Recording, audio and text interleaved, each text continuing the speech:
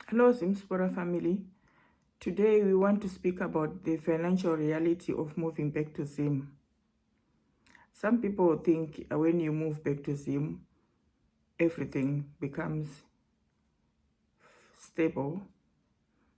People think once you move back, financially, it's easy. But family, let me be honest. Some things are cheaper, but some things are not. And today I want to talk about the real financial side of moving back to Zim. You know, there's a myth that says life is cheaper back home. It's just a myth. Rent can be cheaper, but not always. But if you have your own house that you have bought, which is mortgage free, yes, accommodation is okay. We cannot say it's cheap, but it's all right because that's money free. But food basics may be cheaper, but quality items are expensive. Even quality food is expensive as well.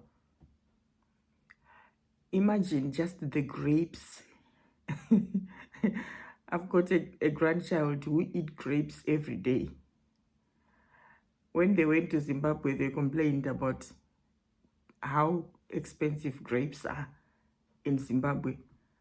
But family, grapes are being grown in Zimbabwe. There are people who are growing grapes, but they are very expensive. In the shops, I don't know about outside. I don't know about in the streets, but grapes are expensive. So some quality fruits, they are very expensive. Imported goods cost more than even in the UK. Yes, imported goods in Zimbabwe. We can talk of furniture. Furniture is very expensive in Zimbabwe. If you want to buy a full dining room set, even a full set of sofas, it's very expensive. We are talking of quality goods. They are very expensive in Zim. Even private healthcare and education are costly. These are very costly. So Zimbabwe is only cheap if you already have income. Yes, if you have already income, yes, Zimbabwe is quite cheap. So there's an income shock as well, especially because there's no regular monthly salary. There's no regular monthly salary family. So without monthly salary, because if you are coming from diaspora, you're used to monthly salary or you're used to regular salary. But this one now, there's nothing. You're coming from a stable salary and suddenly you are going to depend on business income. And business income, it doesn't come regularly. It fluctuates the way it comes. And then suddenly you are found to be wanting business. Sometimes it just flops while you are not aware. And farming income, sometimes it comes after 3 months, sometimes after 6 months. That's farming. It's not income that comes on daily basis. Rentals, they are coming monthly, but they're not, it's not much. Some of the rentals is not much. We're talking for a lot of people, not the few. There may be delayed payments as well. You know, people can just I don't have rent, I don't have the money. So it doesn't come regularly sometimes. It's just like unpredictable cash flow. That's how it comes. You can't predict that it's coming okay, or you can't predict that everything will be all right. It's just unpredictable. Sorry. So back home, money doesn't come monthly. It comes when it comes. That's what I can say. It doesn't come monthly, but it comes when it comes. That's what we can say, family. It just comes when it comes. Starting a business as well costs more than people admit. Yes, starting a business is not as easy in Zimbabwe. You need capital. You need capital. You need a lot of money. Not a lot of money, but for you to start a decent business, you need money. Family, talk about the licenses. Have you known about the licenses? When you want to run a proper business, you need licenses. You need, you may need to rent if you don't want to buy the property that you're using. You may need to rent, and that's money as well. You need to buy those generators to maintain electricity, to supplement electricity. And those generators, they need fuel. They need fuel. What about the power cuts and the backups? Family, all these, they are expensive as well. And some of these power cuts, they cause a lot of problems. They damage a lot of equipment as well. And then you have losses before profit. And that's the reality about business. You have losses before profit. Can you imagine now you set up your business, you need to look for profit before losses. Some people, you know what, when they start their business, they start selling, they think that selling is profit. They don't start to think about their expenditure.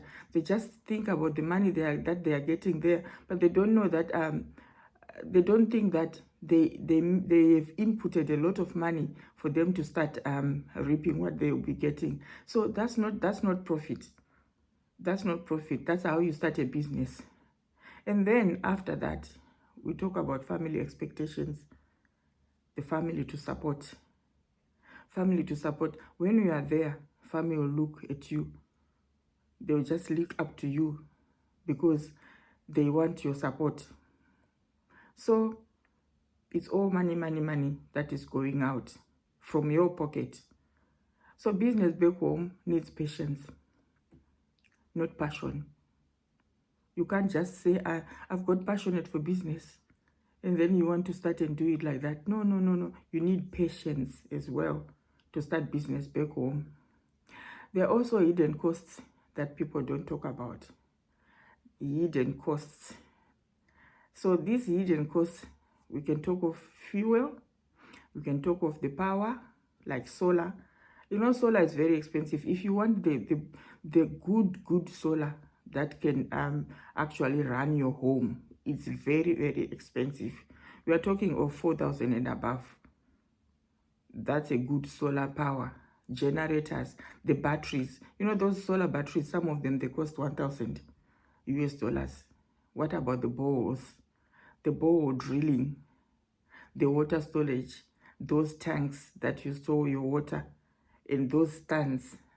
You know, the stands that are built, that are constructed where the water tanks are sitting on. Those ones, some of them are very expensive as well. And then your transport. You're talking of your vehicles, and then your transport and the maintenance of the transport. And sometimes you need security as well back home. You need security. You need those alarms. You know, there are rapid alarms in Zim that you can use, and some of them are quite secure to use those. They are all costly. We're talking about maybe $300 plus to run those security systems. And then there's this facilitation, family. Facilitation. You know, the facilitation. When you want to do something in Zimbabwe, sometimes there are facilitators. Those facilitators. So it's all money about that, love, family. You budget for the house, but don't forget the systems. Yes, you budget for the house, but don't forget the systems. So it's a lot of everything for these things to come up together like that. And then don't forget about the family pressure and financial drain. Being seen as the one from abroad the one from abroad family, you know those requests for help. Please help us with fees. Help us with medical bills. Help us with funeral and emergencies costs. When you come from abroad, if you have realized well, family, you see that all the eyes are mostly on you, especially in the family.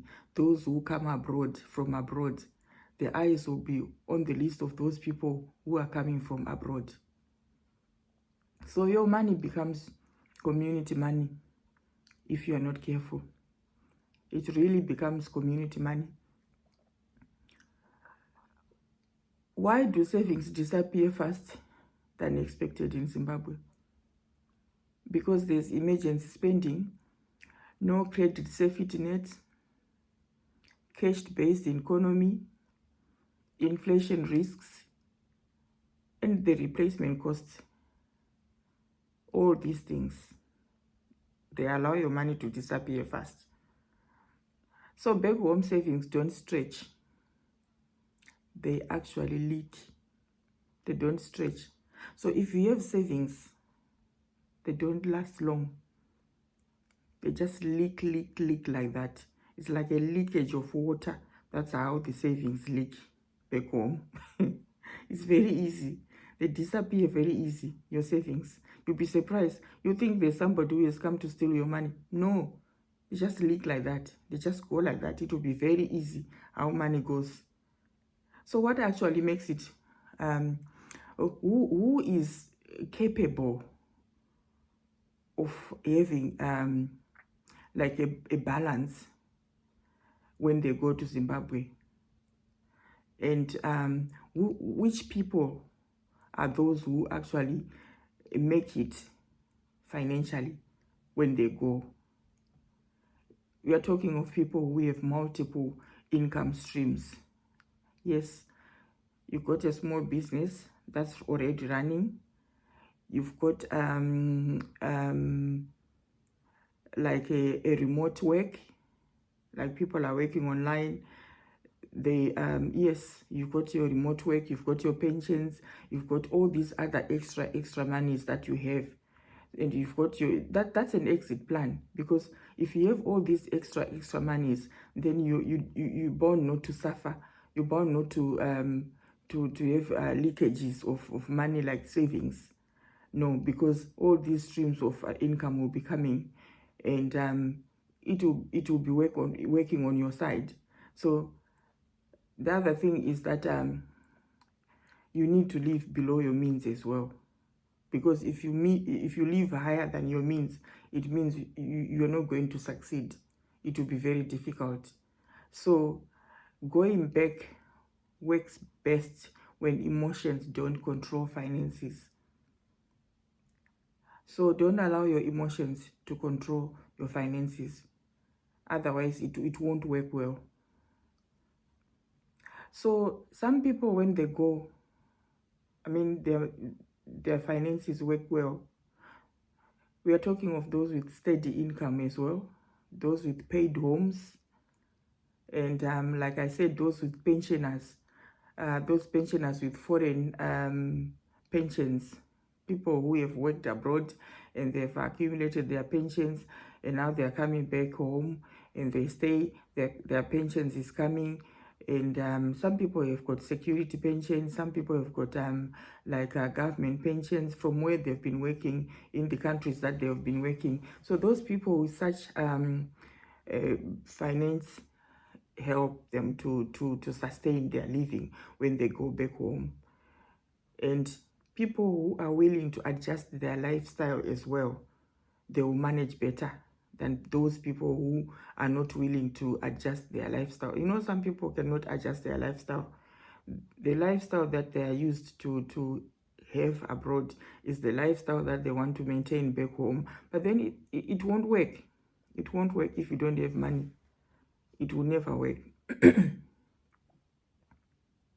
So family, this is what happens back home.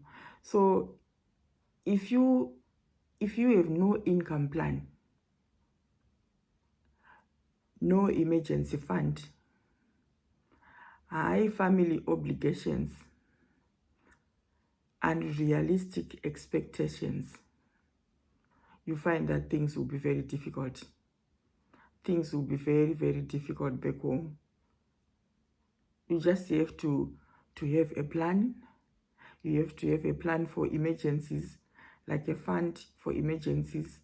And you need to have low family obligations.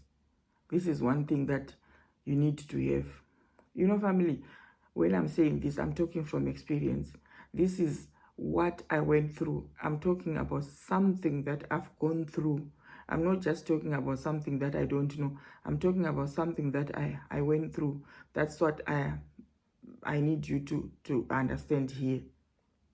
So this is what happens, family, as far as finance is concerned. This is not to scare anyone, but this is to help someone to prepare better. Because different journeys, different outcomes, but finances must be honest. We're all different. People are different. Everybody is different. There's no one size fits all. When we are talking about finances, when we are talking about the journey to journey going back home, or when we are talking about living back home, I'm talking about people who've been in diaspora and people who are trying to relocate, or people who have relocated. So there's no one size fits all. We all have different circumstances. So family, this is just to share my experience with you. I thank you.